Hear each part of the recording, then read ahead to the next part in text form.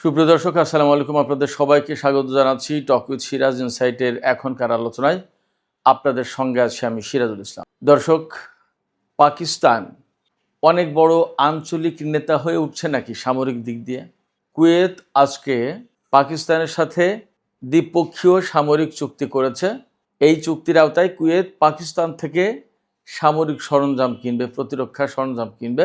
এদিকে আজকেই খবর বের হয়েছে, বেশ কিছুদিন ধরে যে বিষয়টি জল্পনা কল্পনার ভেতরে ছিল সেই বিষয়টি নিয়ে আজকে খবর বের হয়েছে।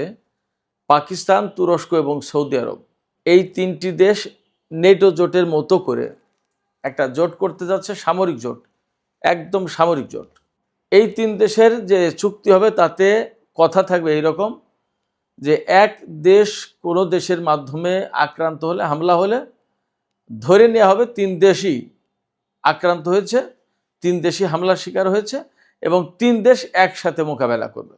এখানে প্রশ্ন হচ্ছে, এই জায়গায় নেতৃত্ব দেবে কে? নেটো জোটের নেতা আমেরিকা, এই যে তুরস্ক, সৌদি আরব এবং পাকিস্তান, এদের নেতা কে হবে? এবং এই জোট হলে এশিয়া, দক্ষিণ পূর্ব এশিয়া এবং মধ্যপ্রাচ্যের কি ধরনের পরিবর্তন আসবে? এই জোটে কি বাংলাদেশও যুক্ত হবে কিনা, এরকম প্রশ্ন কিন্তু আছে। তো এই সমস্ত বিষয় নিয়ে আমি এখানে বিস্তারিত আলোচনা করার চেষ্টা করব। আশা করি আপনারা শেষ পর্যন্ত সঙ্গে থাকবেন। আর ভিডিও যদি ভালো লাগে তাহলে লাইক, কমেন্ট, শেয়ার করবেন এবং চ্যানেলটি সাবস্ক্রাইব করে সাথেই থাকবেন। দর্শক, আগে একটু কৈফিয়তের মতো বলি, এই আলোচনাটা কিন্তু অ্যাকচুয়ালি মধ্যপ্রাচ্য কেন্দ্রিক না। টক উইথ সিরাজ ইনসাইটে দক্ষিণ এশিয়া এবং দক্ষিণ পূর্ব এশিয়ার রাজনীতি, বাণিজ্য, ব্যবসা, কৌশলগত অবস্থান, ভূ রাজনীতি, অনেক কিছু নিয়ে আলোচনা করার কথা ছিল। কিন্তু এখানে যেহেতু পাকিস্তান আছে, বাংলাদেশের এইখানে জড়িত হওয়ার সম্ভাবনা আছে কিনা, এবং পাকিস্তান বা এই যে একটা সম্ভাব্য জোট হতে যাচ্ছে সৌদি আরব, পাকিস্তান এবং তুরস্কের মধ্যে, এর পেছনে আরও কে থাকছে, এই নাটের গুরুটা কে আসলে, এবং এই যে জোটটা হবে, এই জোটের মূল উদ্দেশ্যটা কি হবে? তিন দেশের নিরাপত্তা রক্ষা, নাকি এখানে পেছনে বসে কেউ কলকাঠি নাড়বে, তার বাণিজ্য, তার ব্যবসা, তার সামরিক প্রতিরক্ষা সরঞ্জাম এখানে বিক্রি করবে? আসলে কি? চলুন আমরা একটু গভীরে যাওয়ার চেষ্টা করি। প্রথমে আমি পাকিস্তান এবং কুয়েতের আলোচনাটা করে নিই। পাকিস্তান এবং কুয়েতের সাথে আজকে একদম আনুষ্ঠানিকভাবে ঘোষণা দেওয়া হয়েছে কুয়েতের পক্ষ থেকে যে দুই দেশ সামরিক চুক্তি করেছে। সামরিক চুক্তির মানেই হচ্ছে, এখনও ঠিক এইভাবে আসেনি, তবে ধরে নেওয়া যায় যে সামরিক চুক্তি কুয়েত যখন করেছে পাকিস্তানের সাথে, তার মানে হচ্ছে যে কুয়েতের নিরাপত্তা বিষয়টা পাকিস্তান এখন থেকে আনুষ্ঠানিকভাবে দেখবে, অথবা পাকিস্তান এবং কুয়েতের ভেতরে হয়তো এইরকম চুক্তি হয়েছে যে কুয়েতের ভূমিতে আঘাত হানলে পাকিস্তানের ভূমিতে আঘাত হানা হবে বলে ধরে নেওয়া হবে। এটা এখনও পরিষ্কার না, কিন্তু যে বিষয়গুলো পরিষ্কার তা হচ্ছে এই যে এই চুক্তির আওতায় কুয়েত এবং পাকিস্তান যৌথ সামরিক মহড়া চালাবে, প্রশিক্ষণ দেবে পাকিস্তানি সামরিক বাহিনী কুয়েতের সামরিক বাহিনীকে, এবং কুয়েত পাকিস্তান থেকে সামরিক প্রতিরক্ষা সরঞ্জাম যত যা কিছু কিনবে। তার মানে দাঁড়াচ্ছে এখানে পাকিস্তানের একটা বড় রকমের ব্যবসা হচ্ছে, এবং এই চুক্তির ভেতরে $800 বিলিয়ন একটা চুক্তি আছে। এই $800 বিলিয়ন মূল্যে কুয়েত পাকিস্তান থেকে সামরিক সরঞ্জাম কিনবে। পাকিস্তান থেকে কুয়েত সামরিক সরঞ্জাম কি কি কিনবে, পাকিস্তানের মেইনলি কি কি বিক্রি করার মতো আছে, হয়তো অনেক কিছু থাকতে পারে। এর ভেতরে সবচেয়ে বেশি যে জিনিসটা থাকবে সেটা হচ্ছে JF-17 থান্ডার ফাইটার, যেটা এটা চীনের প্রযুক্তিতে পাকিস্তানে এই বিমানটা তৈরি। এটা হলো পাকিস্তানের একটা গুরুত্বপূর্ণ সামরিক সরঞ্জাম। এছাড়া পাকিস্তান নিজে বেশ কিছু ক্ষেপণাস্ত্র, শাহিন ক্ষেপণাস্ত্র, তারপরে আরও বেশ কিছু গুরুত্বপূর্ণ ক্ষেপণাস্ত্র, বিভিন্ন ধরনের সামরিক প্রতিরক্ষা সরঞ্জাম এগুলো তৈরি করে, সেই সমস্ত জিনিস কিনবে। তবে এখানে সবচেয়ে বড় যে ব্যাপার আমার কাছে মনে হচ্ছে যে পাকিস্তান কুয়েতের নিরাপত্তার দিকটা নিজেরা দেখবে, যেটা এতদিন সৌদি আরবের বিষয়টা দেখতো পাকিস্তান, অনেকটা সেরকম। এখানে সবচেয়ে বড় প্রশ্ন হচ্ছে যে কুয়েত এই মুহূর্তে পাকিস্তানের সাথে কেন চুক্তির ঘোষণা দিল, কেন চুক্তি করলো? পারস্য উপসাগরীয় যে দেশগুলো, আরব দেশগুলো, তাদের নিরাপত্তা দেখার দায় দায়িত্ব তো এতদিন ধরে পালন করে আসছে, কয়েক দশক ধরে আমেরিকা। তাহলে এখন নতুন করে কুয়েত কেন পাকিস্তানের সাথে এই চুক্তি করতে গেল? এখানেই প্রশ্ন আসছে, আমেরিকা কি তাহলে কুয়েতের নিরাপত্তা দিতে পারলো না? অথবা কুয়েত কি মনে করছে যে আমেরিকার কাছ থেকে আসলে নিরাপত্তা নিয়ে বাঁচা যাবে না?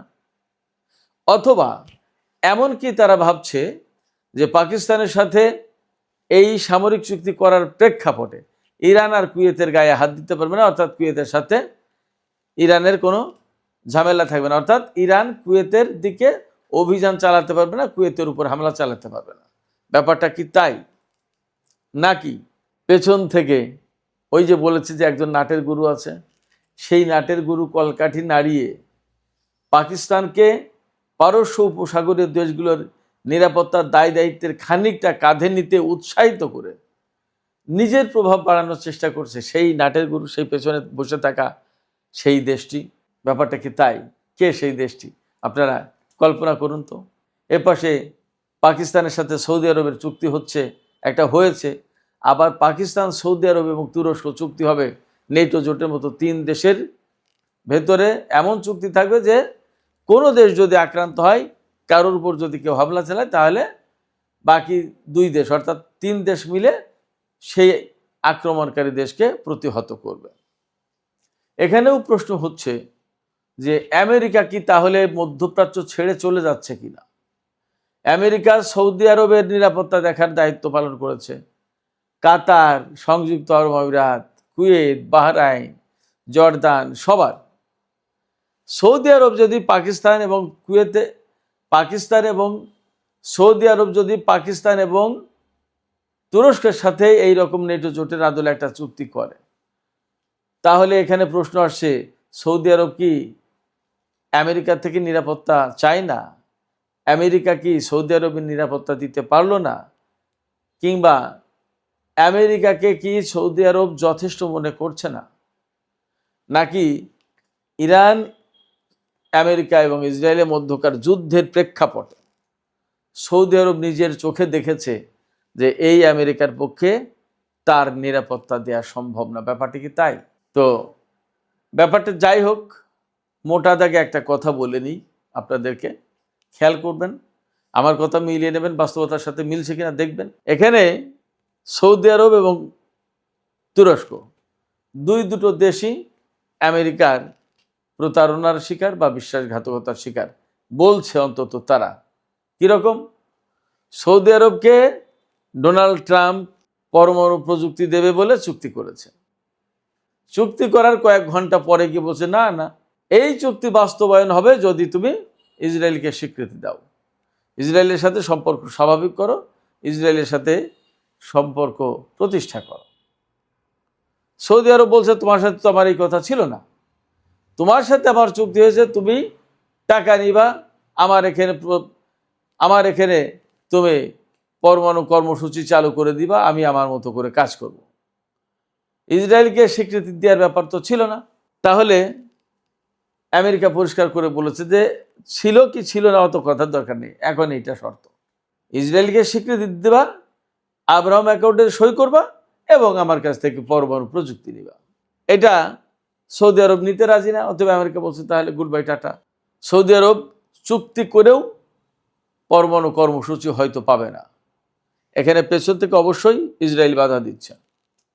অবশ্য তুরস্ক আমেরিকার কাছে বহু কোটি টাকা দিয়ে রেখেছে F-35 যুদ্ধ বিমান কিনবে বলে।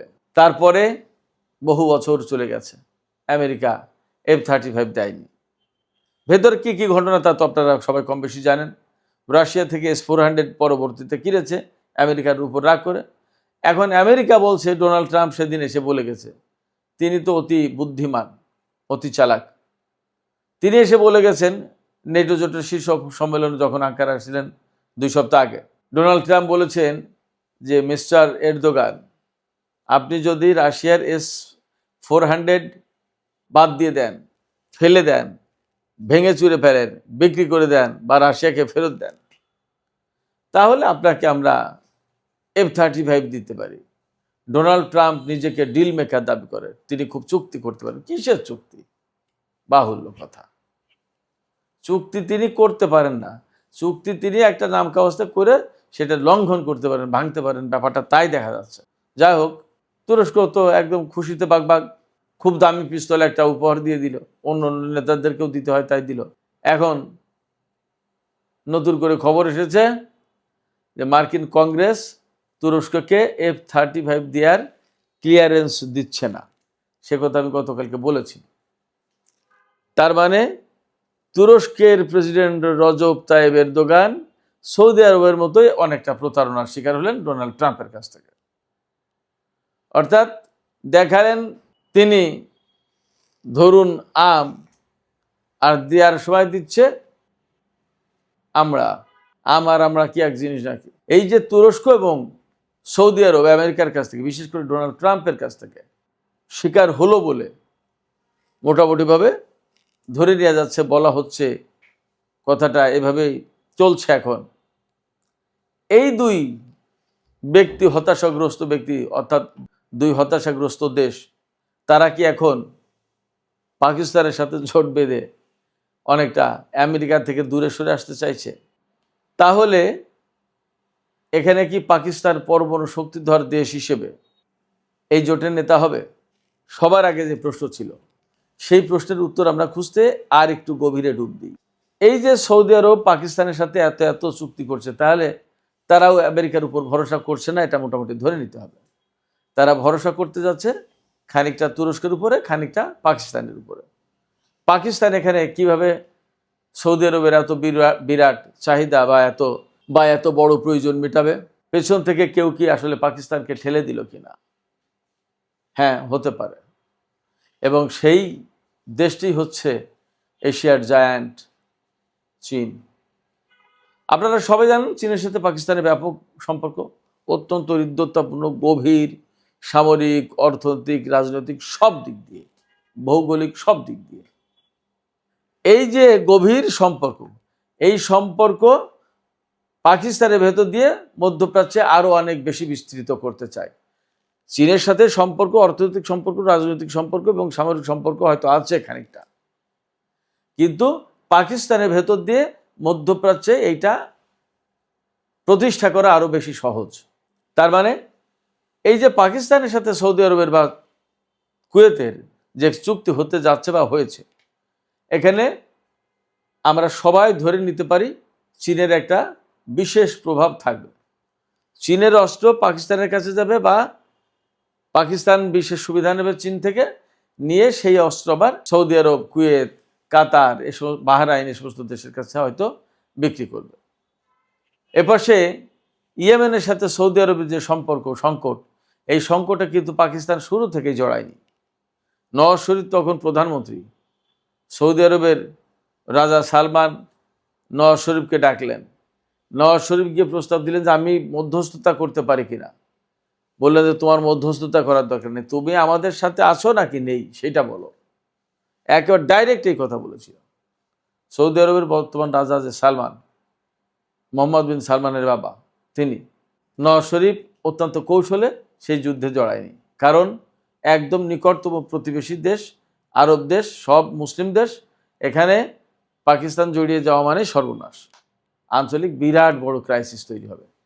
এখন সৌদি আরবের সাথে পাকিস্তানের চুক্তি থাকার পরেও হুতিদের সাথে সৌদি আরবের যে দ্বন্দ্ব, সেই দ্বন্দ্বে কিন্তু পাকিস্তান জড়িয়ে যায়নি। একটা বিবৃতি দিয়েছিল ওই পর্যন্তই, তারপরে আর কোনো কথা হয়নি। চীন থামিয়েছে যে ডোন্ট গো অ্যাহেড, সামনে যায়ও না, পাকিস্তানকে ঠেকিয়েছে। এটা আঞ্চলিক ব্যাপার, এখানে আমারও স্বার্থ আছে, তোমারও স্বার্থ আছে, আরবদের সাথে মুসলিম বিশ্বের স্বার্থ, ইরানের স্বার্থ, অনেক কিছু হিসাব নিকাশ আছে। এখানে ভারত ঢুকে যাবে, নানান কাহিনী হবে, অত জটিলতায় যেও না। এবং মধ্যপ্রাচ্যের যে পরিস্থিতি, এখানে আমেরিকার ঝামেলা আছে। অতএব পাকিস্তান, তুমি সৌদি আরব এবং ইয়েমেনের ক্রাইসিসে জড়ায় না, মধ্যস্থতাকারী হিসেবে আছো, সেটা চেষ্টা করো। এই জায়গা থেকে চীনের প্রভাব, প্রতিপত্তি, তার ব্যবসা বাণিজ্য, অস্ত্র ব্যবসা সবই থাকবে ফ্রন্টলাইনে পাকিস্তান, পেছন থেকে চীনের প্রভাব, চীনের বুদ্ধি, পরামর্শ, কৌশল এবং চীনের সামরিক সরঞ্জাম, অস্ত্রপাতি, অনেক কিছু পাকিস্তানের মধ্য দিয়ে মধ্যপ্রাচ্যের বাজার দখল করবে, মধ্যপ্রাচ্যে ঢুকে যাবে। সেক্ষেত্রে আমেরিকার অস্ত্র বাজার, আমেরিকার সামরিক প্রভাব, আমেরিকার রাজনৈতিক প্রভাব মধ্যপ্রাচ্যে অনেক কিছু কমে যাবে। যখনই সৌদি আরব, তুরস্ক, পাকিস্তান এই বলয়টা গড়ে উঠবে এবং সেখানে চীনের প্রকাশ্য প্রভাব থাকবে অস্ত্র, রাজনৈতিক সব দিক দিয়ে, তখন আমেরিকা তার সামরিক বাহিনী এবং তার প্রতিরক্ষা সরঞ্জাম অনেক কিছু এখান থেকে গুটিয়ে নিতে বাধ্য হবে। তো সেক্ষেত্রে আমি মনে করি যে পাকিস্তানের সাথে কুয়েতের এবং পাকিস্তানের সাথে সৌদি আরবের আর পাকিস্তানের সাথে তুরস্ক এবং সৌদি আরবের এই যে বহুমুখী যে সমস্ত চুক্তি হচ্ছে এগুলোর মধ্য দিয়ে মধ্যপ্রাচ্যের মানচিত্রে, ভূ রাজনীতিতে, কৌশলগত, নিরাপত্তা, সামরিক সমস্ত সব জায়গায় যে সমস্ত পরিবর্তন আসতে যাচ্ছে তার বিরাট বড় অংশের ভাগিদার হবে দক্ষিণ এশিয়া এবং দক্ষিণ পূর্ব এশিয়া। এই যে পাকিস্তান, সৌদি আরব, তুরস্ক, কুয়েত এদের যে বলয়টা গড়ে উঠবে, এই বলয়ের সাথে ইরানের সম্পর্ক কি হবে সেটা একটা প্রশ্ন। তার চেয়ে বড় কথা হচ্ছে সংযুক্ত আরব আমিরাত কিন্তু এখানে থাকবে না। সংযুক্ত আরব আমিরাত, ইসরায়েল এবং ভারত তারা কিন্তু আর একটা বলয় গড়ছে, সেখানে আমেরিকা থাকবে। তার মানে এই মধ্যপ্রাচ্যকে কেন্দ্র করে নতুন করে ভিন্ন কিছু বলয় গড়ে উঠবে, যেখানে ভারতের একটা গুরুত্বপূর্ণ রোল থাকবে আর পাকিস্তানের এবং চীনের একটা গুরুত্বপূর্ণ রোল থাকবে। তার মানে এই যে মধ্যপ্রাচ্য কেন্দ্রিক জোট হতে যাচ্ছে, কিন্তু তার প্রভাব, তার ছোঁয়া, তার আঁচ দক্ষিণ এবং দক্ষিণ পূর্ব এশিয়ার রাজনীতিতে এবং সামরিক নীতিতে ব্যাপকভাবে পড়বে। সুপ্রিয় দর্শক, আজকের আলোচনা এখানে শেষ করতে চাই। আলোচনা যদি ভালো লাগে তাহলে লাইক, কমেন্ট, শেয়ার করবেন এবং চ্যানেলটি সাবস্ক্রাইব করে সাথে থাকবেন। আর আপনাদের কাছে একটা মতামত জানতে চাই, এই মতামতটা আপনারা কমেন্টে জানাতে পারেন। সেটা হচ্ছে, আমি যে বললাম যে পাকিস্তান, তুরস্ক, সৌদি আরব, কুয়েত এই যে বহুমুখী এক বা একাধিক চুক্তি, এই চুক্তির প্রভাব কি আসলে দক্ষিণ এবং দক্ষিণ পূর্ব এশিয়ায় পড়তে যাচ্ছে কিনা, আমার বিশ্লেষণের সাথে আপনারা কে কতটুকু একমত, আপনাদের মতামত জানিয়ে কমেন্টে লিখতে পারেন। আর আবার বলি, ভিডিও ভালো লাগলে লাইক, কমেন্ট, শেয়ার করবেন এবং চ্যানেলটি সাবস্ক্রাইব করে সাথেই থাকবেন। দর্শক, এখনকার আলোচনা এখানে শেষ করছি। আপনারা সবাই অনেক অনেক ভালো থাকুন। আল্লাহ হাফেজ।